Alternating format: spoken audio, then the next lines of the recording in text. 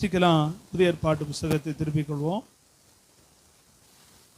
எபிரேயர் 4ஆம் அதிகாரம் 16ஆம் வசனத்தை வாசிப்போம். எபிரேயர் 4ஆம் அதிகாரம் 16ஆம் வசனத்தை வாசிப்போம். ஆதலால் இரக்கத்தை பெறவும் ஏற்ற சமயத்தில் சகாயம் செய்யும் கிருபையை அடையவும் தைரியமாய் கிருபாசன தண்டையிலே சேரக்கடவும். ஆண்டுடைய நாமம் மகிமைப்படுவதாக. நல்ல அருமையான வார்த்தை. ஆதலால் நாம் இரக்கத்தை பெறவும் ஏற்ற சமயத்தில் சகாயம் செய்யும் கிருபையை அடையவும் தைரியமாய் கிருபாசன தண்டையிலே சேரக்கடவும். இன்றைக்கு நாம் சிந்திக்க போகிறதான தலைப்பு என்னன்னா, இந்த அருமையான வசனத்தில் ஏற்ற சமயத்தில் சகாயம் செய்யும் கிருபையை அடையவும் அப்படின்னு சொல்லப்பட்டிருக்கு. இன்றைக்கு நாம் சிந்திக்க போகிற தலைப்பு என்னன்னா, கிருபை கிடைத்தால் அப்படிங்கிற தலைப்பின் கீழே நம்ம கொஞ்ச நேரம் ஆண்டோட வார்த்தையை சிந்திக்க போகிறோம். இங்கே அடையவும் சொல்லப்பட்டிருக்கிறது.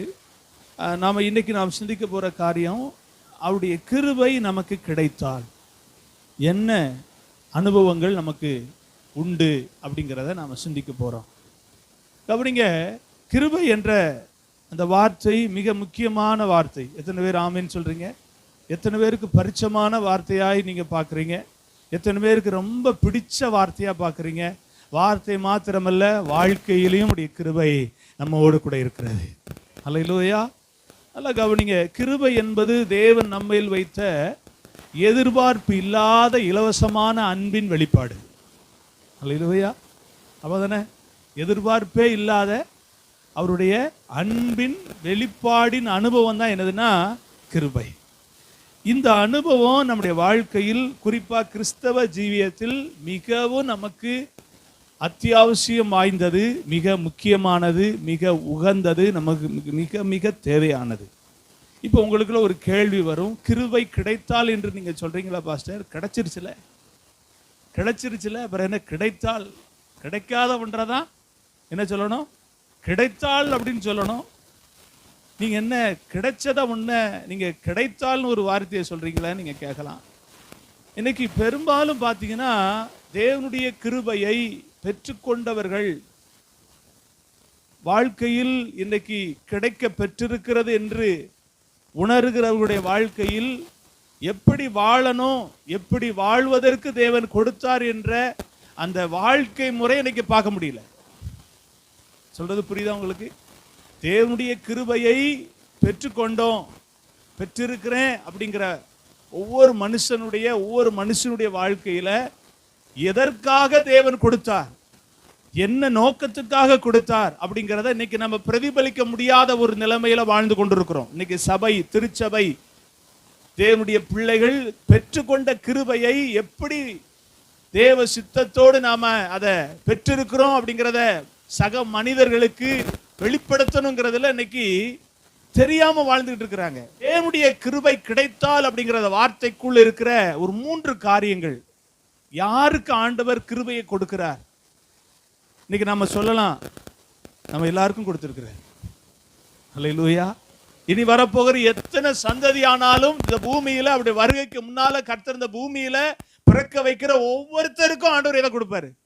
கிருபையை கொடுப்பார். ஏன்னு தெரியுமா? கிருபையினால தான் அவரை நாம் சந்திக்கிறோம், கிருபையினால தான் அவரை தரிசிக்கிறோம், கிருபையினால தான் அவருடைய பிள்ளை என்ற ஸ்தானத்துக்குள் நாம் என்ன செய்கிறோம்?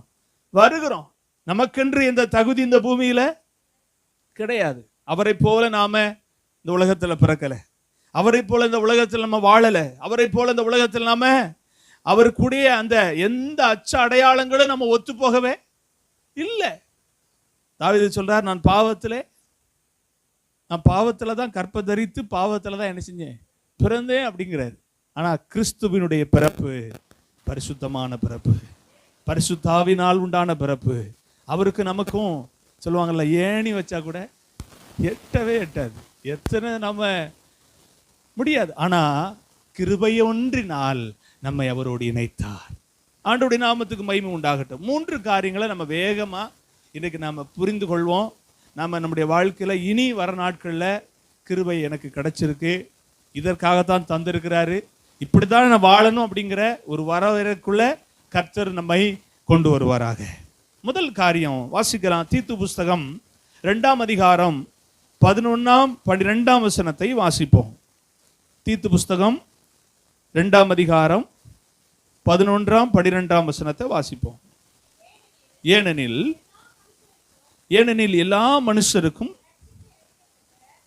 மனுஷருக்கும் ரட்சிப்பை அளிக்கத்தக்க தேவ கிருபையானது, நல்ல கவனிங்க, எல்லா மனுஷருக்கும் ரட்சிப்பை அளிக்கத்தக்க தேவ கிருபையானது பிரசன்னமாகி நாம் அவபக்தியையும் லௌகீக இச்சைகளையும் வெறுத்து தெளிந்த புத்தியும் நீதியும் தேவ பக்தியும் உள்ளவர்களாய் இவ்வுலகத்தில் ஜீவனம் பண்ணின்னு போட்டிருக்கு. நல்லா கவனிங்க. அப்போ இதுல நாம என்ன அறிந்து கொள்ள வேண்டி இருக்கிறது அப்படின்னா, எல்லா மனுஷருக்கும் ரட்சிப்பை அளிக்கத்தக்க தேவ கிருபையானது பிரசன்னமாகி, அப்போ கிடைக்கி, அப்படித்தானே அர்த்தம். எல்லா மனுஷனுக்கும் ரட்சிப்பை அளிக்கத்தக்க அப்படியே கிருபையை கர்த்தர் என்ன செய்யறாரு? கொடுக்கிறாரு. பெற்றுக்கொள்ள ஆண்டவர் அனுக்கிரகம் கொடுக்கிறார். அப்படி பெற்றுக்கிட்ட பிறகு என்ன நடக்குது? அவபக்தியையும் லௌகீக இச்சையும் வெறுத்து தெளிந்த புத்தியும் நீதியும் தேவ பக்தியும் உள்ளவர்களாய் இவ்வுலகத்தில் ஜீவனம் பண்ணுவதற்கு கர்த்தர் உதவி செய்கிறார். அல்லேலூயா சொல்லுங்க.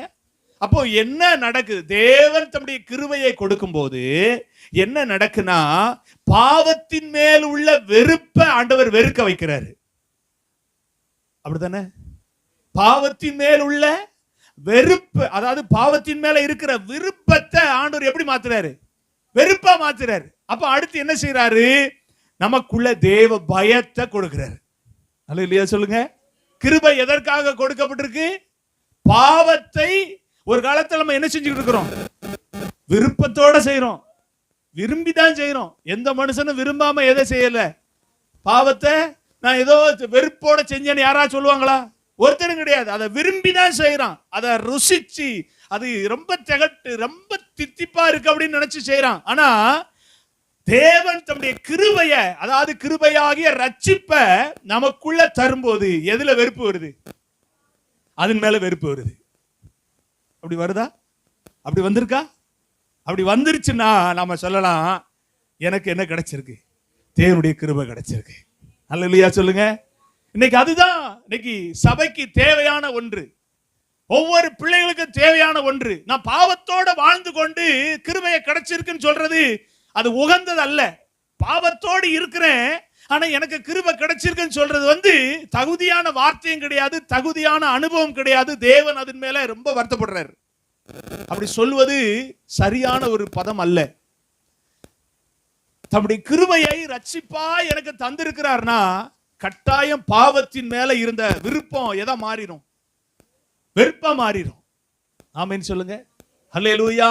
இந்த வார்த்தையை கேட்கிற யாரா இருந்தாலும் சரி, தேவன் தம்முடைய ரட்சிப்பாகிய கிருபையை உங்களுக்கு ஆண்டவர் யாரா இருந்தாலும் சரி தந்தாலும் முதல்ல உங்களுக்குள்ள ஒரு மாற்றத்தை கொண்டு வருவாரு. அதுதான் பாவத்தின் மேல் இருந்த விருப்பத்தை வெறுப்பா மாத்திடுவாரு. வெறுப்பா மாறின உடனே அங்க சொல்லப்பட்டிருக்கு, தெளிந்த புத்தியும் நீதியும் தேவ பக்தியும் உள்ளவர்களாக நீங்கள் ஜீவனம் பண்ண கர்த்தர் உதவி செய்வார். ஆமென் சொல்லுங்க. அது வரைக்கும் என்ன புத்தி இல்ல? தெளிந்த புத்தி இல்ல. நீதியை செய்வதற்கு அநீதியை செய்வதான் தூண்டி விட்டான். ஆனா அதுக்கு அப்புறம் நீதியை செய்ய வைப்பாரு. தேவனுக்கு பயப்படக்கூடிய பயத்தின் அந்த பக்தியை நமக்கு என்ன செய்வாரு? தருவாரு. அல்லேலூயா. ஆண்டவருடைய நாமத்துக்கு மகிமை உண்டாகட்டும். உலகத்தின் இச்சையானது விருப்பத்தோட தான் நமக்குள்ள என்ன செய்யுது? வந்து வாசம் பண்ணுது. அவன் ரொம்ப சந்தோஷப்படுறான். எப்பா, பரிசுத்தரை உயர்த்த, பரிசுத்தரை மகிமைப்படுத்தக்கூடிய மனுக்குலத்துக்குள்ள நம்ம எதை வச்சுட்டோம்? அருவருப்பான இச்சையை கொண்டு போய் என்ன செஞ்சிட்டோம்? அவன் விரும்புகிற வண்ணமா உள்ள கொண்டு போய் திணிச்சிருக்கிறோம். அவன் தொடர்ந்து அப்படியே வாழுவான் அப்படின்னு பிசாசு நினைச்ச திட்டத்தை தேவன் தம்முடைய கிருபையினால உடைச்சாரு. ஆமென் சொல்லுங்க. தகுதி இல்லாத அவனுக்குள்ள தேவன் தம்முடைய கிருபையை கொண்டு வந்து வச்சு அவனுக்குள்ள இருந்த அசுத்தமாகிய எண்ணத்தை, அருவருப்பான அந்த இச்சையினுடைய எண்ணத்தை வெறுக்க வச்சாரு. அதுதான் தேவன் நமக்கு கொடுத்த கிருபையினுடைய ஸ்லாக்கியம். ஹல்லேலூயா. அதுக்கப்புறம் என்ன வந்துருதுன்னா, தேவனுக்கு பயப்படக்கூடிய பயம் என்ன செஞ்சிருது? நான் இதை என்ன செய்யக்கூடாது. அது நம்மளை மறுபடியும் என்ன செய்யும் தெரியுமா? இன்னும் கொஞ்சம், நீ ஏற்கனவே டேஸ்ட் பண்ண ஆளு தானே, நீ ரொம்ப ருசிச்ச ஆளு தானே, நீ ரொம்ப இதுல ரொம்ப ஊறி போன ஆளு தானே, இன்னும் கொஞ்சம் டேஸ்ட் பண்ணு கொண்டு வந்து உள்ள நிறுத்தும் போது சொல்லுது, நான் யாருக்கு பயப்படணும்? நான் தேவனுக்கு பயப்படணும். இதை நான் என்ன செய்யக்கூடாதுங்கிற பயம் துணிகரத்தை ஸ்டாப் பண்ணுவதற்கு உள்ள வந்து நிக்குது. நீ கர்த்தருக்கு பயப்படணும், உன்னை ஆண்டவர் ரட்சித்திருக்கிறார். ஆமென் சொல்லுங்க. கிருபை ஒருவனுக்குள் வரும்போது பழைய வாழ்க்கையை வெறுக்க வைக்கும், புதிய வாழ்க்கையை, அதாவது தேவனுக்கு பயப்படக்கூடிய வாழ்க்கையை துவங்க வைக்கும். நம்புறீங்களா? எனக்குள்ள என்ன வந்துடும்? பழைய வாழ்க்கை என்ன செஞ்சிடும்? வெறுத்துரும். பழைய வாழ்க்கை அது சிலவங்க சொல்லுவாங்கல்ல, என்ன எப்படி இருக்கீங்க அப்படின்னு கேட்டா, பழைய வாழ்க்கையை குறித்து என்ன செய்யக்கூடாது? பேசவே கூடாது. அதெல்லாம் போச்சு. இப்ப ஆண்டவர் எனக்குள்ள ஒரு புதிய வாழ்க்கையை தந்திருக்கிறார். வசனம் சொல்லுது, பழையவைகள் எல்லாம் ஒளிந்து போயின, எல்லாம் எல்லாம் எல்லாம் எல்லாம் எனக்குள்ள எப்படி ஆயிடுச்சு? புதியதா மாறிடுச்சு. எனக்குள்ள ஆண்டவர் தம்முடைய ரட்சிப்பை தந்ததினால புதியதா மாத்திட்டாரு, புதுசா மாத்திட்டாரு. அப்படி சொல்லணும். அவர்கள் யாருன்னா, கிருபையை பெற்றுக்கொண்டவர்கள். புதிய மனிதனாய் மாற்றினது கர்த்தர் கொடுத்த கிருபை. ஹல்லேலூயா. சிலவங்களுக்கு ஆச்சரியமா தெரியுது, எப்படி வாழ்ந்தா தெரியுமா? இப்ப எப்படி என்ன ஆளை பார்த்தா வித்தியாசமா தெரியுது.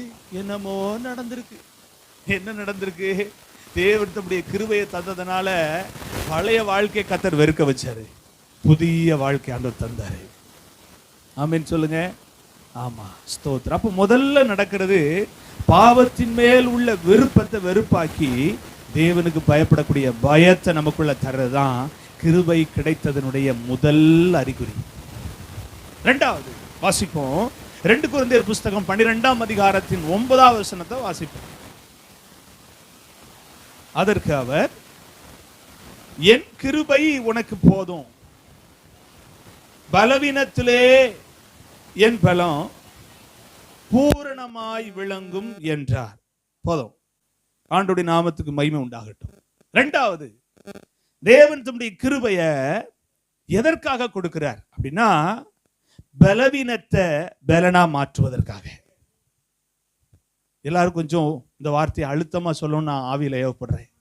பலவீனத்தை பலனாய் மாற்றுகிற தேவ கிருபை.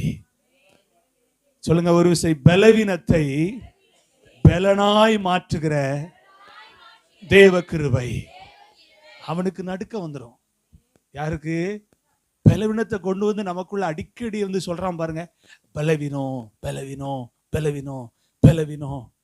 யாராவது நம்மகிட்ட வந்து இப்படி கேட்டுருவாங்களோ அப்படி கேட்டுருவாங்களோ, பலவீனம், நான் ஒரு பலவீனம். ஆனா ஆண்டவர் சொல்றாரு, இந்த வார்த்தையை அழுத்தி சொல்லக்கூடாதுன்னு தான் அவருடைய கிருபையை நமக்கு தந்திருக்கிறாரு. பலவீனத்துல அவருடைய பலத்தை பூரணமாய் விளங்க பண்ணுகிறவர். ஹல்லேலூயா. இது யாரு வாழ்க்கையில் ஆண்டவர் சொன்ன வார்த்தை? பவுலோடு பேசின வார்த்தை. பவுல் சொல்றாரு, ஆண்டவரே, நான் ரொம்ப நாளா இந்த ஒரு பலவீனத்துல நான் துவண்டுகிட்டே இருக்கிறேன். எனக்கு இப்படி ஒரு பலவீனம் இருக்கு, இதை நீங்க எப்படியாவது என்ன செஞ்சிடணும். சரியான ஆள்கிட்ட தானே கேட்டிருக்கிறாரு. நம்ம எல்லாரும் சரியான ஆள்கிட்ட கேட்கிறோமா? சொல்லுங்க, நம்ம சரியான ஆள்கிட்ட கேட்கிறோமா? நம்ம போய் கேட்கிற எல்லா டாக்டரும் என்ன ஆள் தான்? நம்மள மாதிரி ஒரு மனுஷன்தான். ஹல்லேலூயா. அவருக்கு என்ன வரும்? பலவீனம் வரும். அவருக்கும் பலவீனம் வரும். ஆனா வேதத்துல சொல்லப்பட்டிருக்கு, நான் உன் பரிகாரியாகிய கர்த்தர். ஆமென் சொல்லுங்க. அவர் சொல்றாரு, அப்படியாப்பா, உன் பலவீனத்துல என் பலம் பூரணமாய் விளங்கும், என் கிருபை உனக்கு போதும். வார்த்தை ஒண்ணுமே சொல்ல முடியல. யாருக்கு? அப்போ பவுலுக்கு ஒன்றும் சொல்ல முடியல. அப்படின்னு என்ன அர்த்தம்? ஆண்டவர் உன் ஓட்டம் முடிஞ்சு அவ்வளவுதான் அப்படின்னு சொல்லல. பலவீனம்னு சொல்ற பத்தியா, அந்த பலவீனத்துல என்னுடைய பலத்தை நான் உனக்கு கொடுத்திருக்க கிருபை நிமித்தம் பூரணமா விளங்க பண்ணுவேன். அதாவது இன்னைக்கு நம்ம சில நேரத்தில் என்ன சொல்லுவோம்னா, பலவீனமா இருக்கிறோம் அப்படிங்கிறத நாம மென்ஷன் பண்ணி தேவன் நம்மளமா மகிமைப்படக்கூடிய காரியத்தை நாமளே கொஞ்சம் தடை பண்ணிக்கிட்டே இருப்போம். ஆனா ஆண்டவர் சொல்றாரு, அப்படி இல்லை, நான் கிருபையை தந்திருக்கிறேன், என்னுடைய திட்டம் ஒரு நாள் ஓய்ந்து போகாது, என்னுடைய தீர்மானம் ஒரு நாளும் ஒளிந்து போகாது. உங்களை குறித்து வச்சிருக்கிற ஆண்டுடைய தீர்மானம் அது செயல்படுத்தப்பட்டு கொண்டே இருக்கும். பலவீனம் முன்னால வந்து பலவீனம் நிக்கிறேன்னா அதெல்லாம் முடியாது. கர்த்தர் அதுக்கு மேல கிருபையை கொடுத்திருக்கிறாரு, அதை மறைச்சிருவாரு. அல்லேலூயா சொல்லுங்க. என்ன செஞ்சிருவாரு? மறைச்சிருவாரு. கிருபையை தந்து மறைச்சிருவாரு. நம்ம பலசாலிகளா வெளிப்படுவோம். பலசாலிகளை கர்த்தர் நம்மளை என்ன செய்வார்? உபயோகப்படுத்துவாரு. ஆமென் சொல்லுங்க. உலகத்துல உபத்திரவம் உண்டு, ஆனாலும் திடன் கொள்ளுங்கள், நான் உலகத்தை ஜெயித்தேன். அப்படின்னா என்ன அர்த்தம் நினைக்கிறீங்க? உலகத்துல உபத்திரம் உண்டுன்னா அது நமக்கு. அது யாருக்கு? நமக்கு. ஆனாலும் அவர் உலகத்தை ஜெயித்தாரு, நம்ம திடன் கொள்ளணும். அப்படின்னா என்ன அர்த்தம்? உலகத்தை ஜெயித்தவரை நம்ம தரித்து கொள்ளும் போது நான் பலவீனன் எப்படி மாறுறேன்? பலனா மாறுறேன். அப்போ திடப்பட்டுறேன். கர்த்தர் நம்மளை பயன்படுத்திடுறாரு. ஆண்டவருடைய நாமத்துக்கு மகிமை உண்டாகட்டும். நல்லா கவனிங்க. பலவீனம் நம்மை ஸ்தோத்திரம் நம்மை சோர்ந்து போக பண்ணும் போதெல்லாம் தேவன் சொல்றாரு, நீ பலவீனம்னு சொல்லாத, நான் உன்னை பலப்படுத்துறேன். ஆமே, பலவீனன்னு சொல்லாத, நான் உன்னை என்ன செய்யறேன்? பலப்படுத்துறேன்னு சொல்லுகிற அந்த அனுபவத்தை அவருடைய கிருபையினால என்ன செய்யறாரு? தர்றாரு. இன்னொன்னு, நாம பலவீனனா ஆவலன்னு வைங்களேன், நம்ம மிதமிஞ்சினவங்களாயிருவோம். புரியுதா? ஏன்னா நம்மளை குறிச்சு ஆண்டவர் ஒரு பெரிய திட்டம் வச்சிருக்கிறார், நம்மளை குறிச்சு ஒரு பெரிய நோக்கம் வச்சிருக்கிறார், நம்மளை குறிச்சு ஆண்டவர் ஒரு பெரிய தரிசனம் வச்சிருக்கிறார். அந்த தரிசனத்துக்கு அருகில போயிட்டோம்னா நம்மளையே ஓவர்டேக் பண்ணிடுவோம். நாம, புரியுதா? நம்மளையே நம்ம என்ன செஞ்சிருவோம்? ஓவர்டேக் பண்ணிடுவோம். அது வந்து நம்முடைய சுபாவம். இதெல்லாம் நான் யாருக்கு தான் தெரியும்? அவர் ஒருவருக்கு மட்டும்தான் தெரியும். அவர் என்ன பண்றாரு? ஒரு பலவீனத்தை நம்மளோட வச்சு, ஆமா, நம்ம மேல ஏறும் போதெல்லாம் கொஞ்சம் லூஸ் விடுவாரு. நீ கொஞ்சம் பாரு, நீ பலவீனம் தெரியுதா அப்படின்னு லூஸ் விடுவாரு. அப்போ நம்ம பலவீனங்கும் போது மறுபடியும் இழுத்துக்கிடுவாரு. நான் சொல்றது புரியுதா? இல்லையா சொல்லுங்க. இந்த நீச்சல் படிக்கும்போது இன்னைக்கெல்லாம் ஸ்விம்மிங் பூலில் நிறைய பயிற்சியாளர்கள் இருந்து இப்படி முங்கணும், இப்படி மண்ணணும், அப்படி. ஆனால் அந்த நாட்கள்லாம் வந்து அதெல்லாம் கிடையாது. ஒரு கைத்தை கட்டி உளுன்னு சொல்லி என்ன செஞ்சிடறது? ஓட்டுறது. அவன் ஊங்கும்போது தூக்குறது, ஆங்கும்போது விட்டுறது, மறுபடியும் இல்லப்போ எப்படியாவது என்னச்சு கையை காலை ஆட்டியாவது என்னச்சு நீச்சலை படி. அப்படி அவன் மறுபடியும் முங்கும் போது மறுபடியும் தூக்கிடுறது. தூக்கினோடனே அவனுக்கு உயிர் பயம் இல்லாமல் போயிரும்ல, அப்போ மறுபடியும் விட்டுறது. நீ என்னதான் ஆகணும்? படிச்சுதான் ஆகணும். இல்லையா சொல்லுங்க. ஆமா, நல்லா கவனிங்க. அப்படி படிச்ச ஆளுகள்லாம் இன்னைக்கு முங்கு நீச்சல் பயங்கரமா அடிப்பாங்க. ஆனா இன்னைக்கு சொல்லி கொடுக்குற ஆளுக்கு முங்கு நீச்சல் அடிக்க சொல்லுங்க பார்ப்போம்.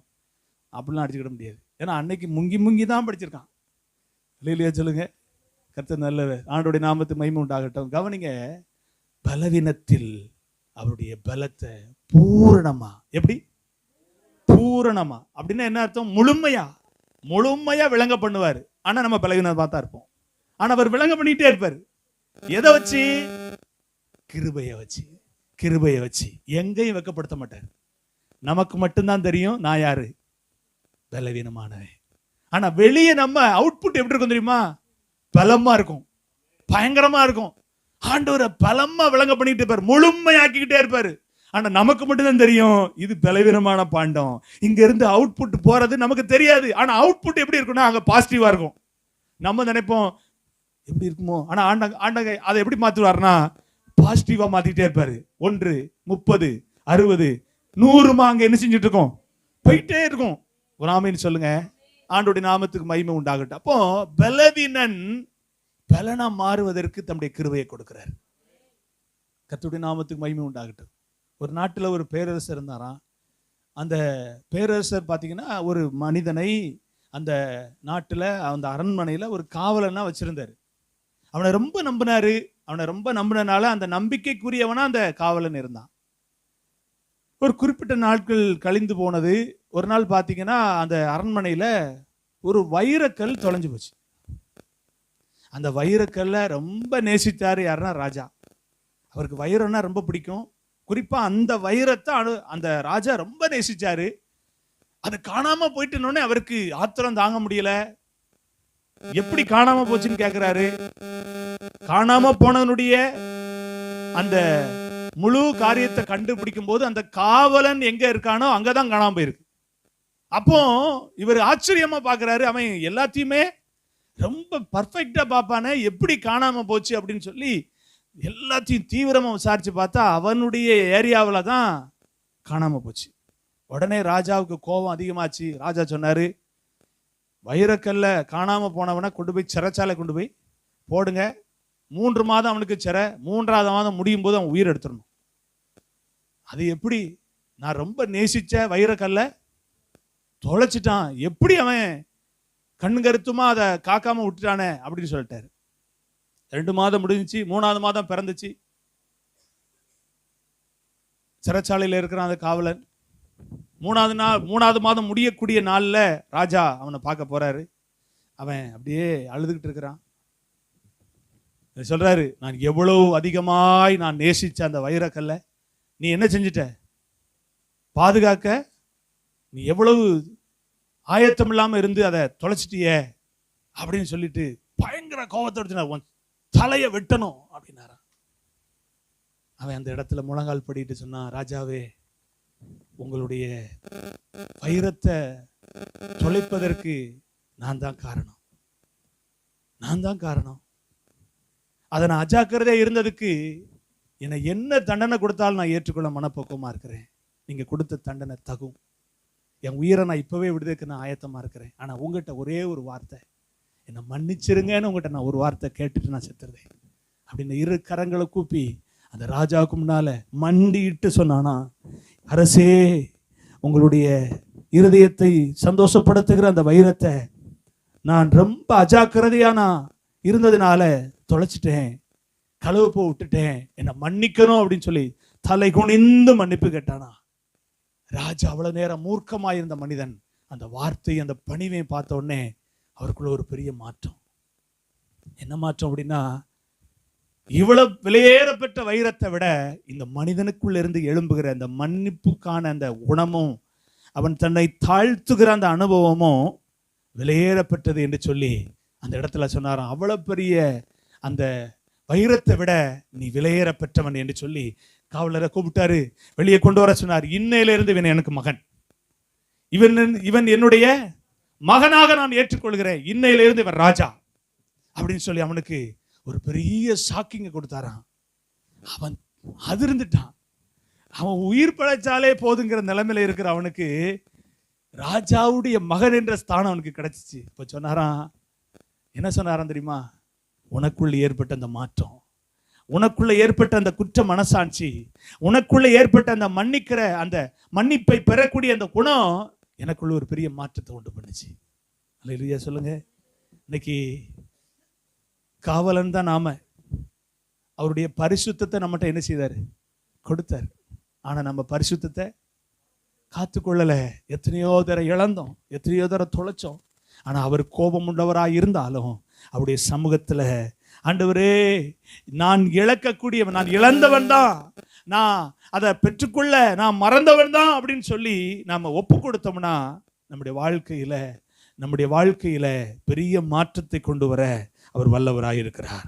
ஒரு ஆமென் சொல்லுங்க, அல்லேலூயா சொல்லுங்க. 3ஆவதாக ஒரு காரியத்தை பார்ப்போம். எபேசியர் 4:32 சொல்லப்பட்டிருக்கிறது. தயவாயும் மன உருக்கமாயும் இருந்து கிறிஸ்துவுக்குள் மன்னித்தது போல மன்னியுங்கள். இது ஆண்டவர் நமக்கு கொடுத்த கிருபையின் வெளியேறப்பட்ட அடையாளம். அல்லேலூயா. என்ன அடையாளம்? ஒருவருக்கொருவர் மன்னிக்கணும். இது எங்க இருந்து வருது தெரியுமா? தேவன் தம்முடைய கிருபையினால் நமக்கு கொடுத்ததுனால தான் இது நமக்குள்ள இருந்து வருது, இல்லைன்னா வராது. நமக்குள்ள அந்த சுபாவமே, மனுஷனுக்குள்ள அந்த சுபாவமே, நீங்க ஆதி மனுஷனுக்குள்ள பாருங்க, ஒருத்தனுடைய காணிக்கை அங்கீகரிக்கப்பட்டுச்சு, ஒருத்தனுடைய காணிக்கை அங்கீகரிக்கப்படலை. அவன் என்ன மன்னிக்கவா செஞ்சான்? அவன் சொல்றான், அது எப்படி, எனக்கு ஒரு ரூல்ஸ் உனக்கு ஒரு ரூல்ஸா அப்படின்னு பேசினாங்களா, வேற காரியம் செஞ்சானா? கொன்னுட்டான். பாருங்க, ஆண்டவரே அதிர்ச்சி அடைகிறாரு. ஏப்பா, உன் சகோதரனை எங்கன்னு கேட்கிறாரு. அவன் சொல்றான், எனக்கு, நானும் அவனுக்கு காவலாளி, எனக்கு என்ன தெரியும், ஏன்ட்டு வந்து கேட்கீங்களையா அப்படிங்கிறான். ஆண்டவர் சொல்றாரு, அவனுடைய சத்தம் என்ன செய்யுது, பூமியில இருந்து என்ன செய்யுது, கூப்பிடுதுப்பா அப்படிங்கிறாரு. அப்போனா என்ன, அவன் அதை பொறுத்து கொள்ள முடியாம என்ன செய்யறான், ஆத்திரப்பட்டு என்ன செய்யறோங்கிறத கூட தெரியாம செஞ்சுட்டான். மன்னிக்கணுங்கிற சுபாவம் அவனுக்கு கொஞ்சம் கூட இல்லை. இன்னைக்கு மனுஷர்களாகிய நமக்குள்ள அப்படி ஒரு கோபம், அப்படி ஒரு ஆத்திரம், அப்படிப்பட்ட ஒரு மூர்க்கம் எழும்பத்தான் செய்யுது. ஆனா தேவனுடைய கிருபையை பெற்றவங்களுக்குள்ள நிச்சயமா என்ன ஒன்று வரும்னா, போ போ, நீ ஒரு மனுஷன்தான், என்ன போல நீ ஒரு மனுஷன்தான், உனக்கு நான் மன்னிச்சா எனக்கு நீ மன்னிக்க, அவ்வளவு முடிஞ்சு. கிறிஸ்து நமக்கு மன்னிச்சது போல நாம மன்னிக்க கூடியவங்களா இருக்கணும். நம்மள ஆண்டவர் மன்னிச்சாரா இல்லையா? எவ்வளவு மன்னிச்சாரு சொல்லுங்க பாப்போம், எவ்வளவு மன்னிச்சாரு? ஒரு 100%. அப்படியா? இன்ன வரைக்கும் மன்னிச்சுட்டு இருக்கிறாரு. மன்னிச்சாருன்னு முடிக்காம இன்ன வரைக்கும் என்ன செஞ்சுட்டு இருக்கிறாரு, மன்னிச்சுக்கிட்டே இருக்கிறார். அதான் ஹைலைட். அதாவது இன்னைக்கு நம்ம ஒரு செயலை செஞ்சு முடிச்சுட்டோன்னு ஃபினிஷ் பண்ணிடுவோம். ஆமா தானே? இதை என்ன செஞ்சுட்டேன், முடிச்சுட்டேன்னு சொல்லிடுவோம். ஆனா ஆண்டவர் என்ன செய்யல, அந்த வார்த்தையை இன்ன வரைக்கும் நம்மகிட்ட சொல்லல. எப்ப உன் பாவத்தெல்லாம் மன்னிச்சுட்டேன்னு சொல்லாம மன்னிச்சுக்கிட்டே இருக்கேன்னு சொல்லக்கூடிய அளவுல இன்னைக்கு நம்ம வாழ்க்கை இருக்கு. இன்னைக்கும் அவர் மன்னிச்சுட்டு இருக்கிறார். இந்த வார்த்தையை பேசுற நான் தைரியமா சொல்லுவேன், என்ன ஆண்டவர் மன்னித்தார். இந்த வார்த்தையை கேட்கிற உங்களை ஆண்டவர் மன்னித்தார், மன்னித்து கொண்டு இருக்கிறார். மன்னித்து கொண்டிருக்கிற தேவனுக்கு முன்னால நாம மன்னிக்க கடமைப்பட்டிருக்கிறோம். ஒருவர் செய்த குற்றத்தை நாம என்ன செய்யணும், மன்னிக்கணும். இயேசு தன்னுடைய வாழ்க்கையில அதை வெளிப்படுத்தையா காட்டுறாரு. அவருடைய பாருங்க, அவர் அடிக்காங்க, காரி துப்புறாங்க. அவர் சிலுவையில பேசின வார்த்தை, பிதாவே மன்னியும். அந்த வார்த்தை எவ்வளவு பெரிய வார்த்தை தெரியுமா? உலகத்துல எந்த மனுஷனும் உபயோகிக்க முடியாத ஒரு வார்த்தை தான் மன்னிப்பு. அந்த மன்னிப்பை நம்ம ஆண்டவரிடத்திலிருந்து பெற்றிருக்கிறோம். நாம கிருபையை பெற்றவர்களா இருப்போம்னா எந்த மனுஷனும் உபயோகிக்க முடியாத வார்த்தையை நாம உபயோகிக்கணும், நாம செயல்படுத்தணும். இதுதான் ஆண்டவர் கிருபை கொடுத்தாரு. கிருபை எனக்கு எதுக்கு தந்தாரு? முதல்ல பாவத்தின் மேல இருந்த வெறுப்பை மாற்றி தேவனுக்கு பயப்படக்கூடிய பயத்தை தந்தாரு. ரெண்டாவது, கிருபை எனக்கு ஏன் கொடுத்தாருன்னா, நான் பலவீனே அப்படின்னு நான் தெரிஞ்சுக்கொள்ளும் போது என்னை பலனா மாற்றுகிறார். நான் பெரிய ஆளு, நான் பெருசா செஞ்சிருவேன், என்னால முடியாது என்ன இருக்கு, நான் இதெல்லாம் அசால்ட்டு அப்படின்னு சொன்னோம்னா அவ்வளவுதான், ஜீரோ. நான் ஒண்ணுமே இல்லப்பா. தாவீது சொல்றாரு, தேவரீர் என்னை மட்டும் கொண்டு வந்ததற்கு நான் ஏமாத்துறோம், என் வீடு ஏமாத்துறோம். ஆமென் சொல்லுங்க. நான் ஏமாத்துறேன் ஆண்டவரே. ஏமாத்துறோம்னு சொல்லும் போதே ஆண்டவர் ஒரு பெரிய மாற்றத்தை உருவாக்கிறது, பெரிய காரியத்தை செஞ்சிருந்தார். ஆண்டோடைய நாமத்துக்கு மகிமை. நான் பலவீனன், ஆனா என்ன பலனா மாற்றுகிறார் அவருடைய கிருபையை கொண்டு. ஆனா கடைசி வரைக்கும் நான் யாரா தான் இருக்கிறேன். இன்னைக்கு நிறைய பாத்தீங்கன்னா, நிறைய ஊழியக்காரங்க பாத்தீங்கன்னா, நிறைய ஊழியக்காரர்கள் பலவீனத்துல மரித்திருக்கிறாங்க. அப்படின்னு நம்ம நினைச்சிடக்கூடாது. ஏப்பா, ஆண்டவருக்காக பெரிய பெரிய ஊழியத்தெல்லாம் செஞ்சாங்க, பெரிய பெரிய காரியங்கள் எல்லாம் செஞ்சாங்க, ஆனா கடைசியில பலவீனத்துல தானே மரிச்சாங்க. இதெல்லாம் முடிவு கிடையாது, முடிவு இருக்குன்னும். அல்லேலூயா சொல்லுங்க. ஆண்டவர் கொண்டு போய் எங்க வச்சிருக்கிறாரு, இளைப்பாறுதல கொண்டு வச்சு நல்லா தாளாட்டிட்டு இருக்கிறார். ஏப்பா, பூமியில செஞ்ச ஊழியத்துக்கெல்லாம் நீங்க என்ன செய். ஆமேன்னு சொல்லுங்க. ஆண்டோடைய நாமத்துக்கு மகிமை. ஊழியக்காரர்களுக்கு கிடைத்த பாக்கியம் என்ன தெரியுமா? ஆண்டவருக்காக பவரா பயன்படுவாங்க, ஆனா பலவீனமா இருந்தாலும் நான் பயன்பட்டு இருக்கிற சந்தோஷம் இருக்கும். அல்லேலூயா, ஆமேன்னு சொல்லுங்க. பயன்படாத ஒரு பொருளுக்கு ஏதாவது வேல்யூ இருக்கா? ஏதாவது வேல்யூ இருக்கா? அந்த அந்த பொருளை உருவாக்குனவர் எவ்வளவு வேதனைப்படுவார். ஏப்பா, எவ்வளோ டிசைன் பண்ணேன், எவ்வளோ இதை பிளான் பண்ணி இதை அழகா நான் பயன்படுகிற பொருளாக்கணும் கொண்டு வந்தேன், ஆனா ஒரு பயன்படலையே அப்படின்னு அவர் எவ்வளவு வேதனைப்படுவார். ஆனா இன்னைக்கு ஊழியர்கள் பயன்பட்டுக்கிட்டு இருக்கிறாங்க, இன்னைக்கு நம்ம பயன்பட்டுக்கிட்டு இருக்கிறோம். ஆனா நம்ம பலவீனம்தான், ஆனா பயன்பட்டுக்கிட்டு இருக்கிறோம். அது எப்படின்னா அவர் கொடுத்த கிருபையினால. ஆமென் சொல்லுங்க. மூணாவது, கடினமான சுபாவங்களை மாற்றி நமக்குள்ள மன்னிக்கிற குணத்தை அவருடைய கிருபை கொடுக்கு. இன்னைக்கு ஆண்டவர்கிட்ட சொல்லுவோம், ஆண்டவரே நான் ஒரு கடினமான மனுஷன் தான், ஒத்துக்கிடுவோமே.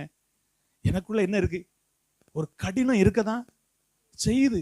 எனக்குள்ள ஒரு கடினம் இருக்குது, என்ன அறியாமலே ஒரு கடினம் எனக்குள்ள அடிக்கடி மேல வந்து நிக்குது. ஆனா நான் விசுவாசிக்கிறேன், அதை மட்டுப்படுத்த உடைய கிருபையாகிய மன்னிப்ப எனக்குள்ள பிரதிபலிக்க செய்வே, எனக்குள்ள பிரதிபலிக்க செய்வே. ஆண்டவரே, கடினம் எனக்கு மேல வந்து நிற்கும் போது உங்க நாமம் மகிமைப்படாது, மன்னிப்பு மேலோங்கி நிற்கும் போதுதான் உங்க நாமம் என் மூலமா மகிமைப்படும். அதற்கு தான் எனக்கு கிருபையை கொடுத்தீங்க. நம்மளை அநேகர் திட்டலாம், நம்மளை அநேகர் பேசியிருக்கலாம், நம்ம அநேகர் அதாவது துன்மார்க்கமா நம்மளை பறைசாற்றி கொண்டே இருக்கலாம். அவங்களை எல்லாம் மனப்பூர்வமா என்ன செய்யும்? மன்னிப்போம். ஆமென் சொல்லுங்க. கிறிஸ்து நமக்கு மன்னித்தது போல அவர்களை மன்னிப்போம். அவர்களுக்கு நமக்கு என்ன கிடையாது? பகையே கிடையாது. நம்ம யாருக்கும் பகையாளியே இல்லை. நம்ம எல்லாருக்கும் சகோதரர்கள், சகோதரிகள். நம்மளை ஆண்டவர் அப்படித்தான் வச்சிருக்கிறாரு. கர்த்தருடைய நாம மகிமைக்காக இந்த பூமியில வாழ்வதற்கு கொடுத்த வாய்ப்பை நம்ம சரியா பயன்படுத்தினோம்னா கிருபையை பெற்றுக்கொண்டவர்களா அவருடைய ராஜ்யத்தில் போய் நிச்சயமா நிற்போம். கண்களை மூடி ஜெபிப்போம். ஆண்டவரே, 3 காரியங்களை எனக்கு நினைவூட்டி இருக்கீங்க. கிருபை கிடைத்ததனுடைய நோக்கம், முதலாவது பாவத்தின் மேல் உள்ள விருப்பத்தை வெறுப்பாக்குனீங்க. தெய்வ பயத்தை எனக்குள்ள தந்தீங்க. என் பலவீனத்தை நான் பலவீனன்னு சொல்லும் போது கிருபையை தந்து என்னை பலனா விளங்க பண்ணீங்க. 3வது, கடினமான சுபாவங்களை, ஆமா, வெறுப்பை, கசப்பை, கோபத்தை, எரிச்சலை, மூர்க்கத்தை, இது எல்லாவற்றையும், இந்த அசுத்தமான குணங்களை எல்லாம் அப்படியே அப்படி கிருபை கரைய பண்ணினது. எனக்குள்ள மன்னிப்பை பிரதிபலிக்க பண்ணினது, மன்னிப்பை வெளிக்காட்ட செய்தது. அதை நான் விசுவாசிக்கிறேன், அதை நான் நம்புறேன். ஆண்டவரே, அப்படிப்பட்ட ஒரு வாழ்க்கை நான் வாழுவேன்னு சொல்லி ஒரு விஷயம் கூட நம்ம ஆண்டவரை நோக்கி பார்த்து நம்ம எல்லாரும் கேட்போம். ஆண்டவரே, என்னை ஒப்பு கொடுக்கிறேன்னு சொல்லி எல்லாரும் ஒரு விஷயம் கூட நம்ம எல்லாரும் ஜெபிப்போமா? கர்த்தரை நோக்கி பார்ப்போமா? ஆண்டவருடைய நாமம் மகிமைப்படும்படி நம்ம எல்லாரும் ஜெபிப்போம். நல்லவர், நல்லவர் இயேசுவே, எனக்கு கிருபையை கிடைத்ததனுடைய, எனக்கு கிருபையை கிடைக்கப்படனுடைய நோக்கம் என்ன என்பதை இன்றைக்கு என்னோடு பேசியிருக்கீங்க, என்னோடு கூட இடைப்பட்டு இருக்கீங்க. நான் ஒரு விஷயம் கூட நான் கொஞ்சம் யோசித்து பார்க்கிறேன், கொஞ்சம் நான் அதை சீர்தூக்கி பார்க்கிறேன், கொஞ்சம் அதை நான் கவனிச்சு பார்க்கிறேன். இதற்காக ஆண்டவர் எனக்கு கிருபையை கொடுத்திருக்கிறார், இதற்காக ஆண்டவர் எனக்கு கிருபையை கொடுத்திருக்கிறாரு. அதனுடைய நோக்கத்தை நான் புரிந்து கொள்ளாம போனேனே, அதனுடைய திட்டத்தை நான் புரிந்து கொள்ளாம போனேனே. ஆண்டவரே, இன்னையிலிருந்து நான் இதை நான் மறக்க மாட்டேன், இன்னையிலிருந்து என் வாழ்க்கையில அதை நான் ஒதுக்க மாட்டேன், இன்னையிலிருந்து அதை என்னுடைய வாழ்க்கையில பிரதிபலிப்பேன்னு சொல்லி ஒரு விஷயம் கூட நம்ம எல்லாரும் ஆண்டவரை நோக்கி பார்ப்போமா? ஹல்லேலூயா. ஸ்தோத்திரம் ஆண்டவரே, ஸ்தோத்திரம் ஆண்டவரே, ஸ்தோத்திரம் ஆண்டவரே, ஸ்தோத்திரம் ஆண்டவரே. நல்ல பிதாவே, உம்முடைய நாமத்தினால் உம்முடைய சமூகத்தில் வருகிறோம். எங்களோடு பேசி நல்ல வார்த்தைகளுக்காக ஸ்தோத்திரம் ஆண்டவரே. கிருபை கிடைத்தால் என்ற ஆண்டவரே ஸ்தோத்திர காரியத்தை நாங்கள் இன்றைக்கு 3 ஆண்டவரே காரியத்தின் மூலம் நாங்கள் அறிந்து கொள்ள, 3 அனுபவங்களின் மூலம் நாங்கள் அறிந்து கொள்ள உதவி செய்தே. ஆண்டவரே, இந்த 3 அனுபவங்களை என்னுடைய வாழ்க்கையில் நாங்கள் ஆண்டவர் இதுவரைக்கும் ஒருவேளை அறிந்து கொள்ளாமல், ஒருவேளை அதை நாங்கள் புரிந்து கொள்ளாமல் இருந்திருப்போம். ஆனால் தேவனாகிய கர்த்தர் எங்களுக்கு ஒரு விஷயம் கூட நினைப்பூட்டு இருக்கிறேன். இதை எங்களுடைய வாழ்க்கையில் செயல்முறைப்படுத்த தேவன் உதவி செய்யுங்க. சபையில் இருக்கிற பிள்ளைகள், இந்த வார்த்தையை கேட்ட உம்முடைய பிள்ளைகள் ஒவ்வொருவரும் கேட்டு அதன்படி வாழ ஜீவிக்க தேவன் தொடர்ந்து உதவி செய்யுங்க. உங்க நாமத்துக்கு மகிமை உண்டாகட்டும். இயேசுவின் நாமத்தில் ஜெபிக்கிறேன் ஜீவனுள்ள நல்ல பிதாவே. ஆமென், ஆமென்.